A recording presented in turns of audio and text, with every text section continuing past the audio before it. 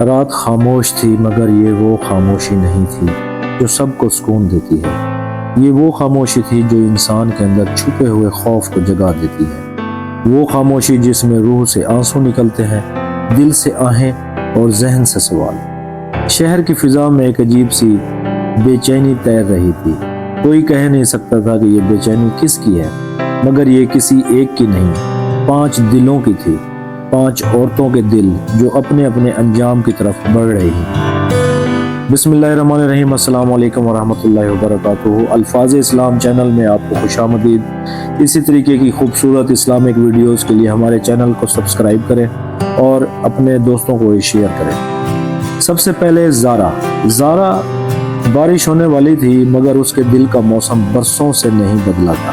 وہ ہر رات رب کو پکارتی تھی مگر دن بھر وہ دوسرے انسانوں کو پہاڑ کی مٹی کی طرح روند کر چلتی تھی۔ وہ اکثر کہتی، میری بات کا جواب کیوں نہیں ملتا، میری مشکلات ختم کیوں نہیں ہوتی، لیکن اس نے کبھی یہ نہیں سوچا کہ شاید جو جواب وہ مانگ رہی تھی وہ اس کی اپنی بولی ہوئی باتوں میں چھپا ہوا تھا۔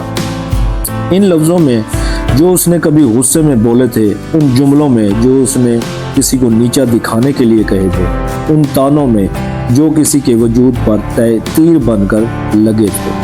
زندگی ہمیشہ خاموشی سے قرض واپس لیتی ہے اور زارا کے قرض بہت پرانے تھے، اسے صرف تاریخ یاد نہیں تھی۔ ایک رات جب وہ اپنے رب سے شکوہ کر رہی تھی، محسوس ہوا جیسے اس کے دل کے اندر کسی نے سوال پھینکا ہو۔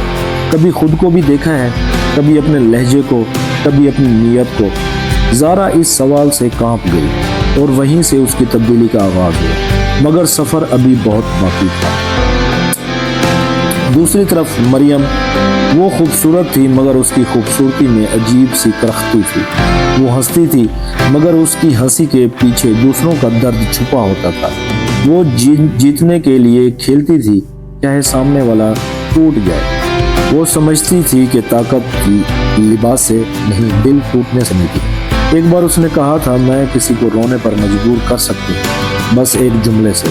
ایسے لگتا تھا کہ وہ جیت رہی ہے مگر اصل میں وہ اپنی شکست کا سامنا کر رہی ہے۔ پھر ایک دن ایسا آیا جب سب کچھ بدل گیا۔ ایک خبر، ایک حادثہ، ایک جھٹکا، اور وہ عورت جو دوسروں کو رلاتے ہوئے خوش ہوتی تھی، وہ خود زمین پر گری ہوئی رو رہی تھی۔ اس کے آنسوؤں کی آواز میں وہ سب پکاریں شامل تھی جو وہ کبھی کسی کے بارے میں کہہ چکی تھی۔ وہ پہلی بار سمجھی کہ دل توڑنا سب سے مہنگا گناہ ہے، اس کی قیمت ہمیشہ پوری وصول کی جاتی ہے۔ تیسری عورت، عالیہ، وہ ہر چیز میں کمی دیکھتی تھی، باوجود اس کے کہ اس کے پاس وہ سب تھا جس کے لیے لوگ دعائیں کرتے تھے۔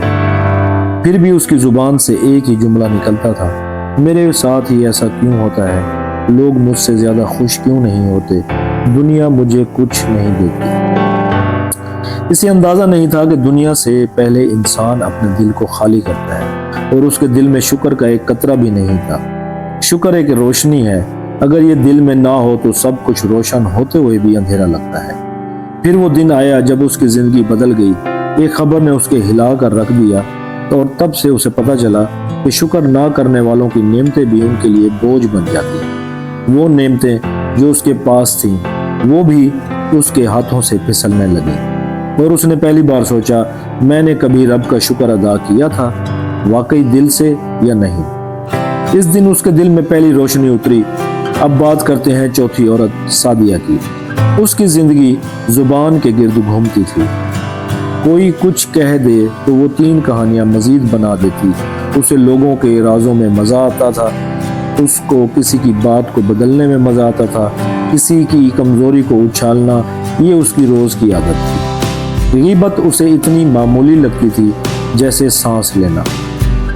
اسے نہیں معلوم تھا کہ غیبت صرف آواز نہیں بلکہ یہ ایک بد دعا ہے، بد دعا جو انسان کے گھر میں داخل ہو جاتی ہے۔ ایک دن جب اس کے اپنے گھر میں بھونچال آیا، جب اس کی عزت داؤ پہ لگی ہوئی تھی، جب اس کی اپنی بات بھی توڑ مروڑ کر پیش کی گئی، تب اسے وہ احساس ہوا جو کبھی سامنے والوں کو محسوس ہوتا تھا، اور تب سعدیہ نے سمجھا کہ لفظ اتنا بے ضرر نہیں ہوتا، لفظ کبھی بھی انسان کے پورے خاندان کو تباہ کر دیتا ہے۔ 5ویں عورت، رابعہ۔ اس کی سب سے بڑی دشمن کوئی اور نہیں، اس کا اپنا دل تھا۔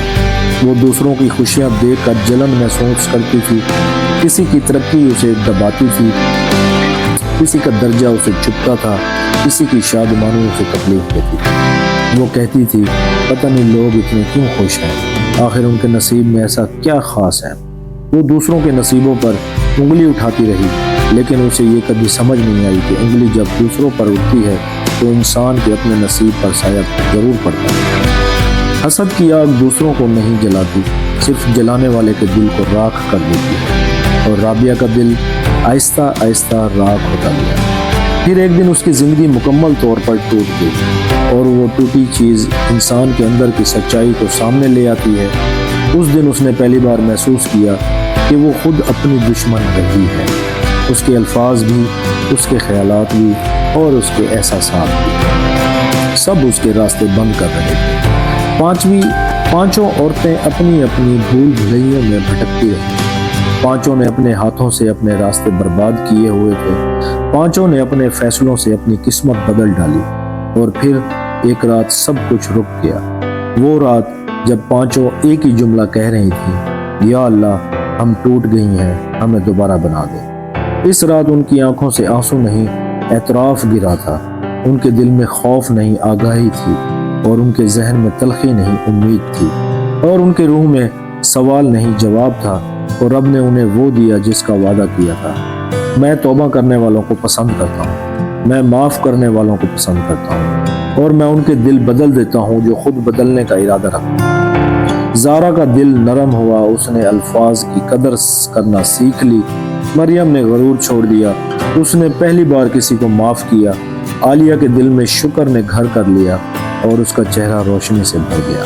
سعدیہ کی زبان بدل گئی، اس نے لوگوں کے رازوں کی حفاظت کو عبادت سمجھ لیا۔ رابعہ نے حسد کی آگ بجھا دی، اور دوسروں کی خوشیوں میں اپنی خوشی ڈھونڈنے لگی۔ یہ تھی ان پانچوں عورتوں کی کہانی، 5 دل، 5 غلطیاں، 5 واپستیاں، اور ایک رب کا فیصلہ جو ہمیشہ انصاف کرتا ہے، ہمیشہ مہربانی کرتا ہے، اور ہمیشہ دل بدلنے والوں کے نصیب بھی بدل دیتا ہے۔ اے ہمارے رب، ہم تیرے عاجز بندے تیرے سامنے ہاتھ پھیلا کر حاضر ہوئے ہیں۔ اے اللہ، دلوں کے مالک، قسمتوں کے چلانے والے، ہمیں ان لوگوں میں شامل کر جو تیرے ذکر سے منور ہوں، جو تیرے خوف اور تیرے پیار میں چلیں، اور جن کے قدم تیرے راستے سے کبھی نہ پھسلیں۔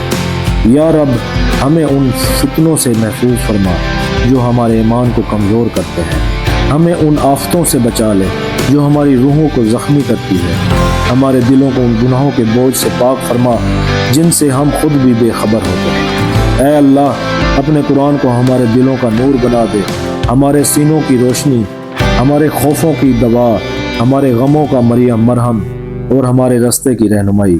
یا رب العالمین، ہمیں ان عورتوں مردوں میں شامل فرما جو تیرے احکام کو عزت دیتے ہیں، جن کی زندگی تیرے نبی پاک صلی اللہ علیہ وسلم کی سنت کی خوشبو سے مہکتی ہے، جو لوگوں کے لیے رحمت ہو، زحمت نہ ہو، جو دلوں کو جوڑتے ہیں، توڑتے نہ ہو، اور جو تیرے بندوں کے لیے آسانیاں پیدا کرتے ہیں۔ اے اللہ، ہمارے والدین پر رحم فرما، ہمارے گھرانوں میں سکون اتار دے، ہمارے رزق میں برکت دے، ہمارے نفسوں کو پاک کر دے، اور ہمارے دلوں میں محبت، مخلصی اور وفاداری پیدا فرما۔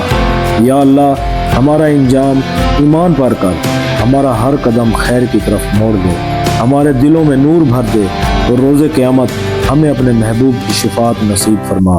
آمین یا رب العالمین۔ جزاکم اللہ خیر۔ Thank you very much.